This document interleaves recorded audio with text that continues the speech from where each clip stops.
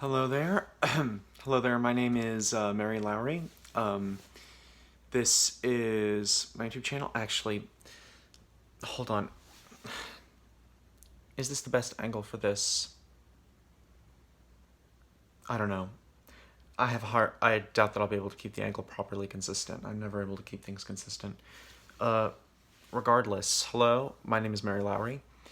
Um, and this is intended to be the first public video. Is the other video public? I think I've got one Reddit typing video that might be public too. Regardless, this is a video intended to sort of inaugurate the creation of, well, a regular pattern of uploading videos to YouTube and maintaining a channel. Now, the content of this channel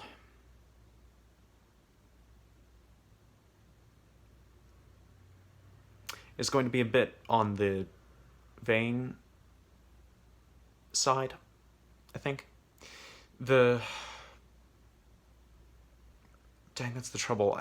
I started this thing and I thought I knew exactly what I was going to say, and yet, now that I'm talking, I don't.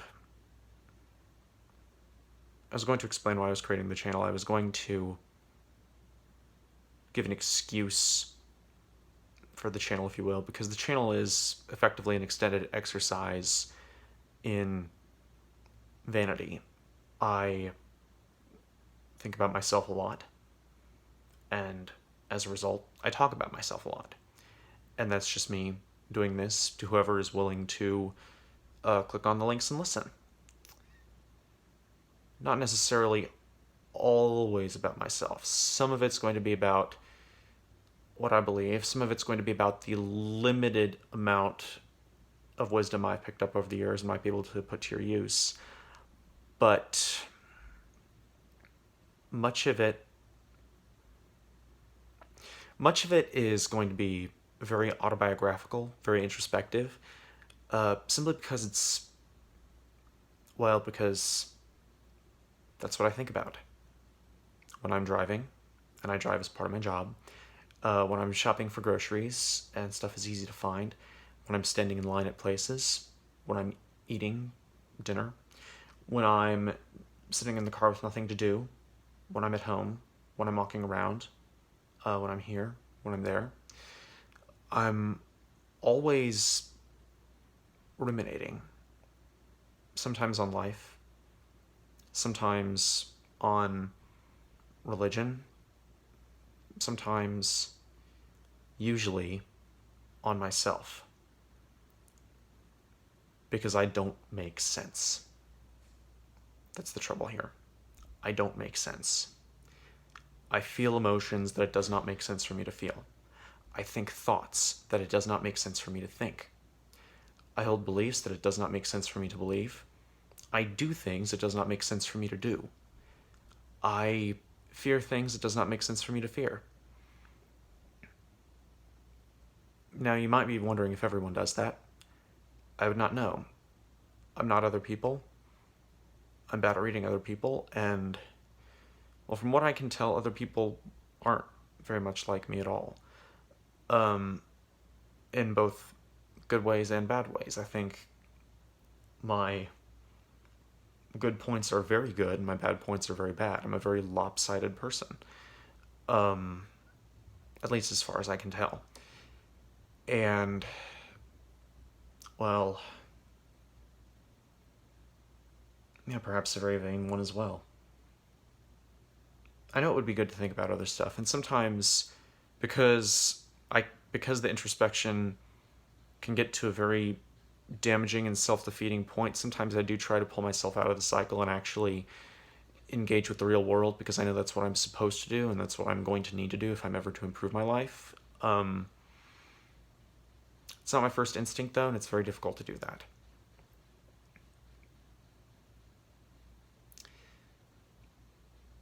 Much of the rumination is trying to find some kind of explanations for the things that don't make sense.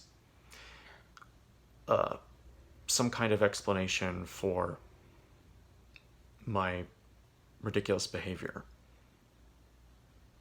I break down.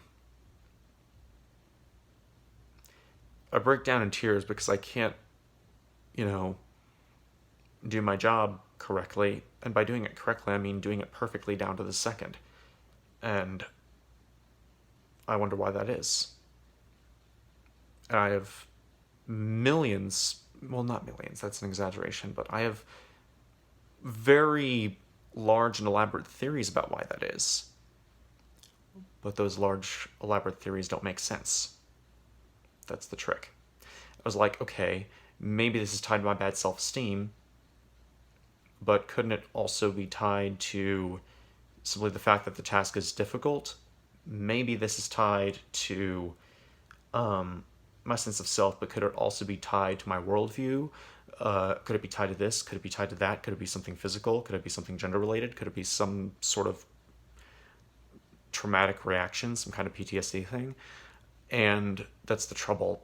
No explanation completely covers the symptoms, which you might think would mean that the obvious answer is a cocktail of them all, that it's a little bit of each. I'm like, okay, yeah, but exactly how much of each and exactly what part of each and what makes them all go together in this exact way? Like, why am I having extreme overreactions to such small things?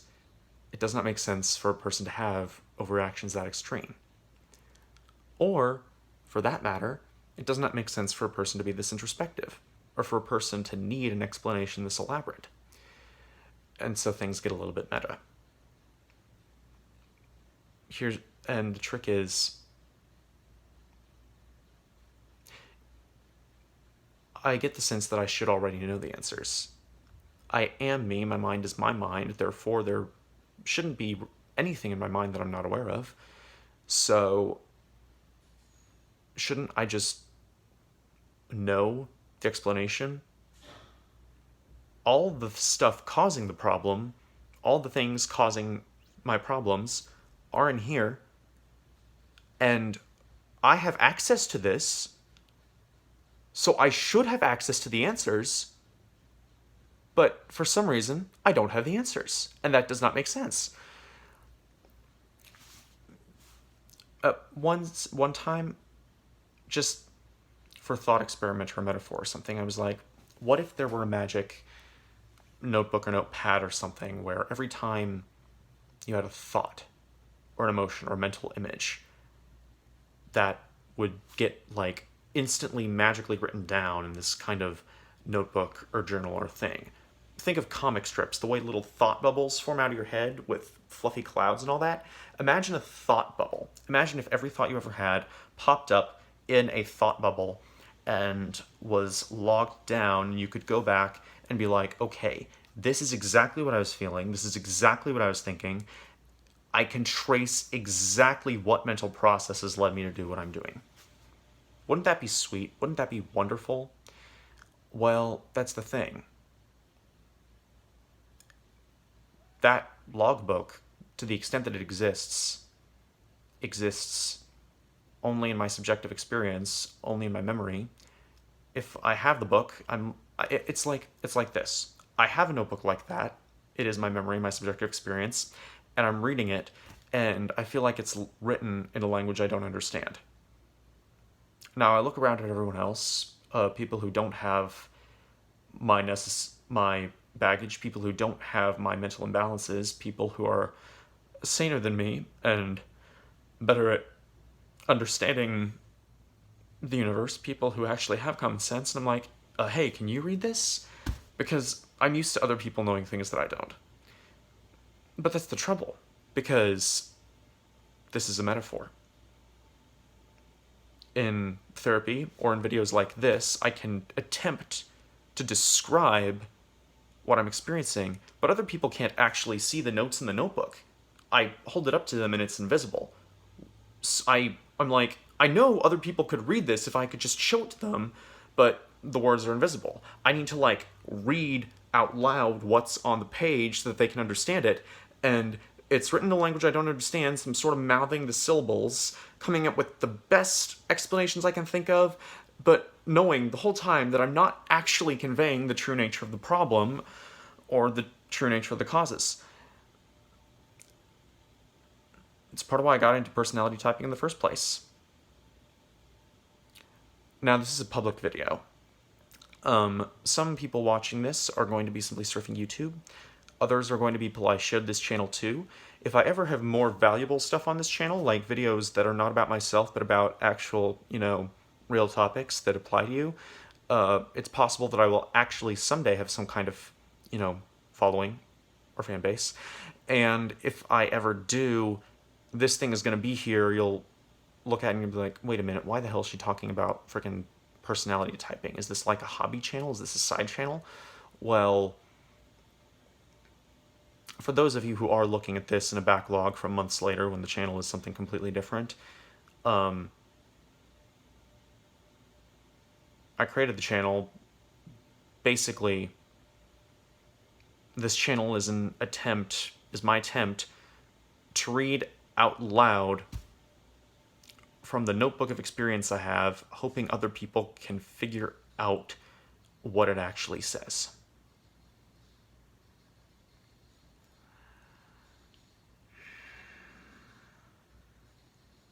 But of course they can't. It's so funny when people praise me for being open in this way, therapists, friends. I know that it's not universal. Some people can't talk about their problems or their feelings or whatever, or their baggage, unless they're drunk. It has to be something extreme. And then, of course, it'll all tumble out at once. I have a very specific example, but I'm not going to mention it because I think that would be unfair to him and unkind. But, dang, I just know somewhere later in the video I'm going to forget and actually drop his name like a dumbass, but let's hope I don't. So, yeah, some people are very guarded. Some people don't like sharing about themselves. I feel almost compelled to. Like, I don't even have much of a choice. Like, my thoughts are about myself. There's a lot of pressure up here, a lot of water, and the dam between my brain and my mouth is a very fragile dam. And it leaks. And stuff leaks out. So if you want to turn a faucet, if I'm actually ever in a place where I'm supposed to share, oh, that's easy. I turn the faucet even slightly and you've got a freaking fire hose. I think. Because that's the trick. I don't have a recorder, video camera around myself 24/7.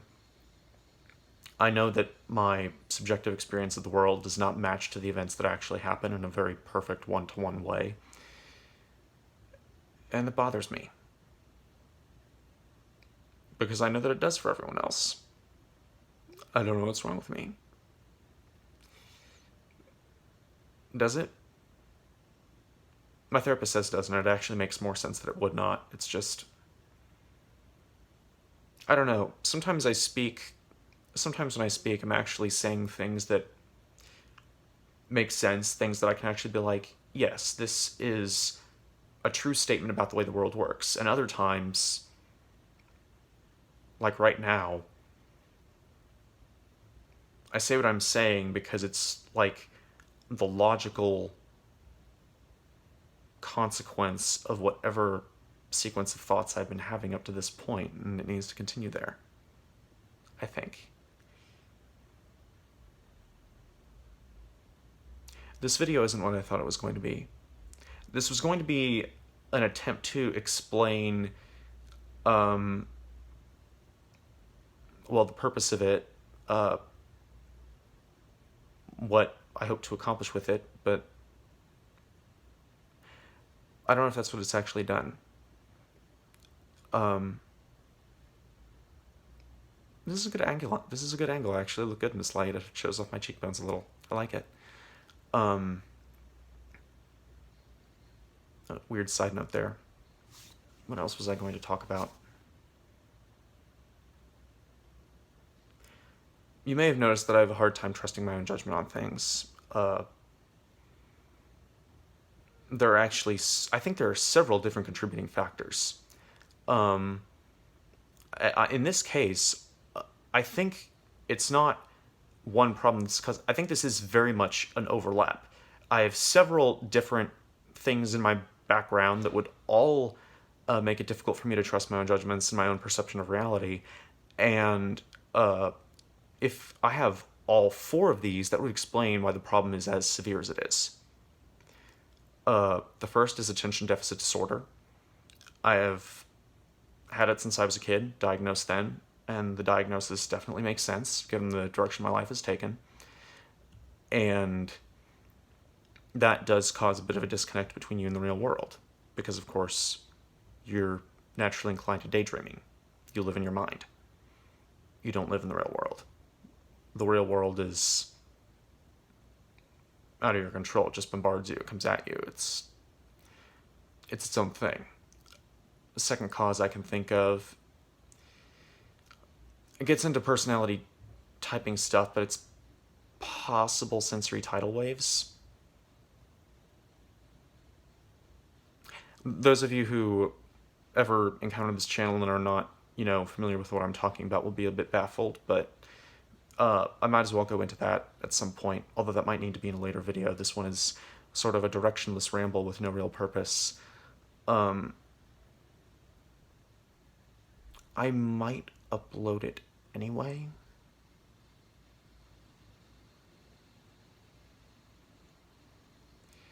Perhaps I will go a little bit into personality typing and why it interests me now, because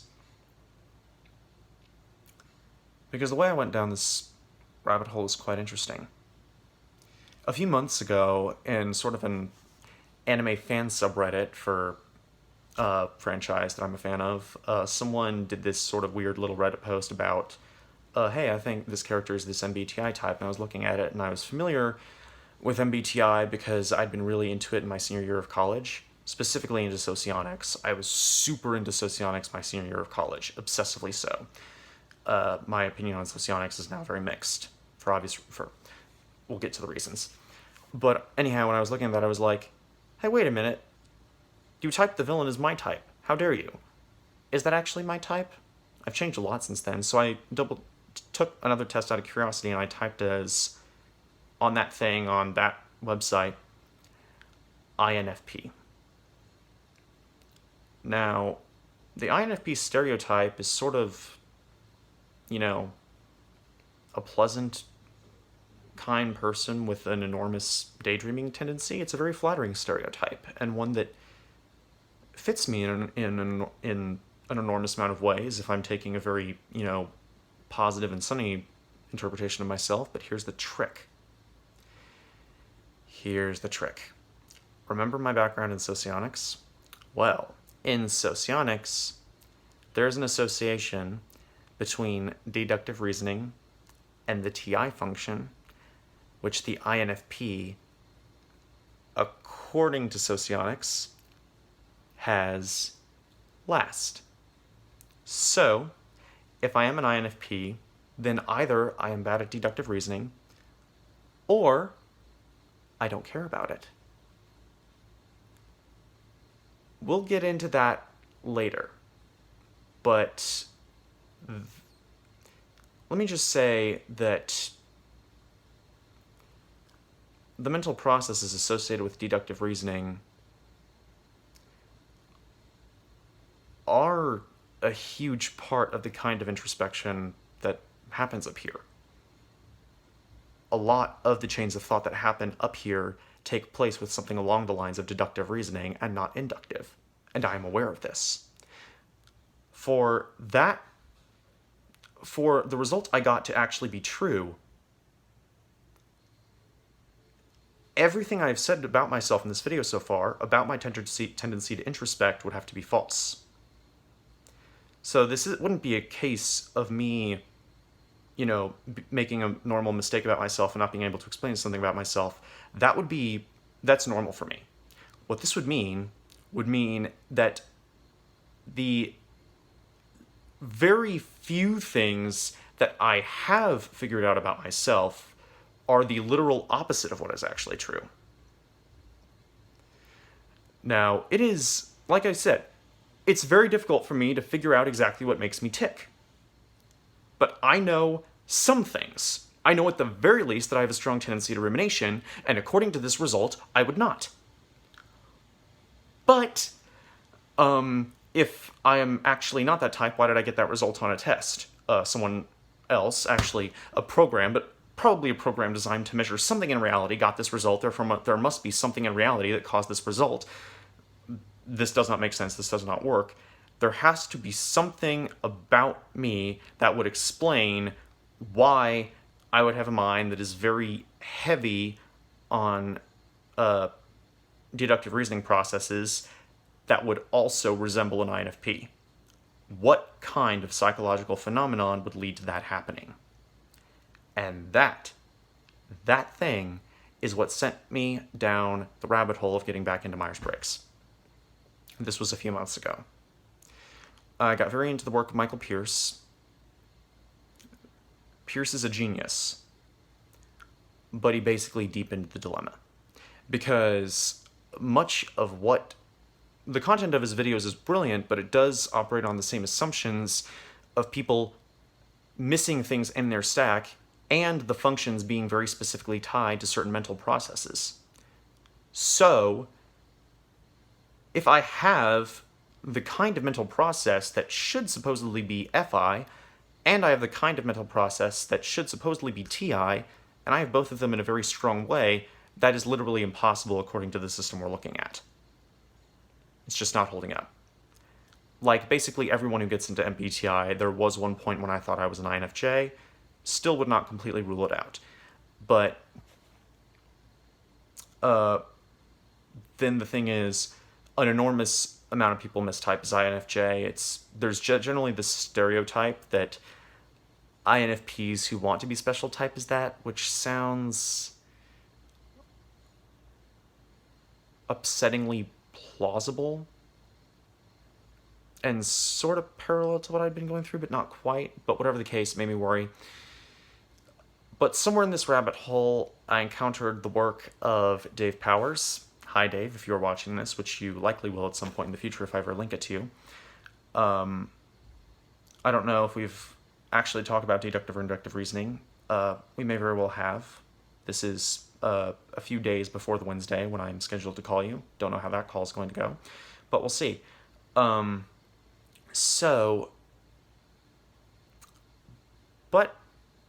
I got very interested in his material. I am currently subscribed to his class. I'm going to attempt to remember to put a link down there below, but if you're not familiar with the work of Dave Powers, this is what he does. And I'm not necessarily supporting everything that he says in every one of these videos, it's just the underlying understanding of mental structure there is very interesting. And, well, see, the funny thing is that, well, I'm not going to get too much into this and deductive reasoning, inductive reasoning stuff, because that's going to be addressed in the... I'm going to be having a conversation about this in a few days, and I don't know what I'm going to say in that conversation, and that could alter what I would want to say in this thing that I'm saying to you right now. But whatever. That explains... That is basically the best I can convey of how I got into the personality typing thing. I don't make sense. And nothing about me makes sense. And that bugs the fuck out of me. Because everything has an explanation. And if there is an explanation, and I am not getting it, then something went wrong somewhere and I don't know what. Either I'm too stupid to make the connections, which would be alarming because I think I'm pretty good at that, so if it turns out that I'm not even good at that, then what the hell am I good for? It's possible that I'm missing the data, in which case, okay, this should be psychological data, so it would be in my brain and nowhere else. If I can't get the data right now when I'm already hooked up to my brain, who can? I'm never going to have the answers. Or it's possible that the data I do have is somehow false, how would that even be possible? But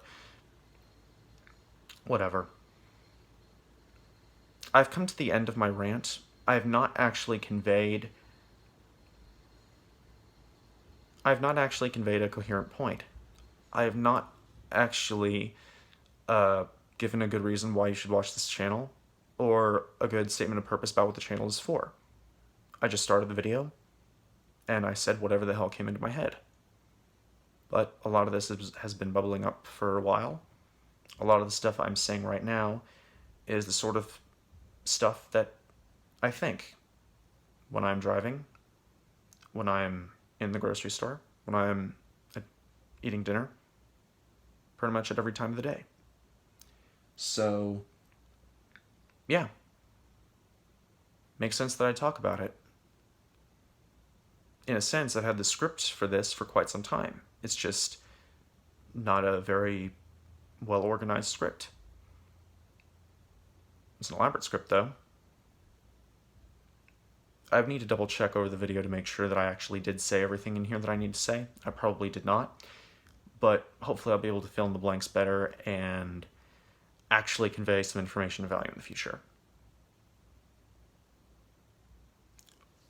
Actually, I do have some goals with this channel. A lot of this material is going to be about me. An enormous amount of it. Could be a symptom of vanity, perhaps even a sin. But hey, St. Augustine literally invented the autobiography. If a saint can get away with talking about himself that much, so can I. And Therese of Lisieux wrote an autobiography at the age of 24 when she had basically no worldly achievements to her name, and that was a masterpiece. So, yeah, I think I can get away with it. Except maybe I'm doing it for the wrong reason. Who cares? It actually does matter, but I'm going to stop here, I think, and I'll make contributions in the future. Oh, forgot what I was going to say. My ultimate goal with this channel, current goal, is to, in the videos that I'm sharing, lay enough of a background that I can explain how I got my name. That is the thing I'm building to, because the story of how I got my name is what my life and my heart is built around. So, I don't think you know me until you know that. But I'm going to need to give a lot of background before that will make sense to you. Goodbye. Hope my other videos are better than this.